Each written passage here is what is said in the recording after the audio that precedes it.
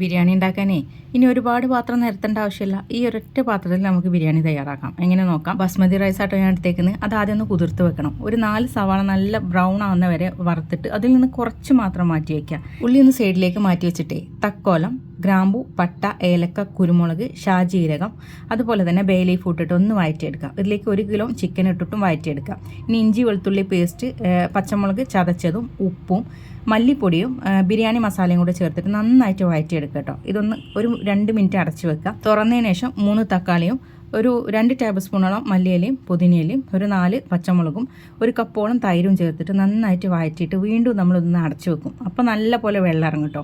ആ സമയത്ത് ഇതിലേക്ക് 5.5 കപ്പ് വെള്ളം നമ്മൾ ചേർത്ത് കൊടുക്കുക. പിന്നെയും മല്ലിയിലയും പുതിനയിലയും ഒരു 2 പച്ചമുളകും ചേർത്ത് കൊടുക്കുക. ഉപ്പും ഇതിലേക്ക് ആവശ്യത്തിനുള്ളത് ചേർത്ത് കൊടുക്കുക.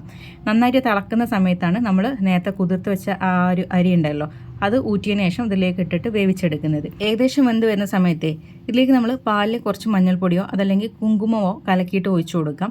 കൂടെ തന്നെ നെയ്യും നേരത്തെ വറുത്ത് വെച്ച സവാളയും മല്ലിയില പുതിനയില അതിൻ്റെ മുകളിലിട്ടിട്ട് ഒരു 30 മിനിറ്റ് ചെറു തീയിൽ അടച്ചു വെച്ചാൽ ഇതേ സംഭവം റെഡി കേട്ടോ. ഒന്ന് ട്രൈ ചെയ്ത് നോക്കിക്കോളൂ കേട്ടോ.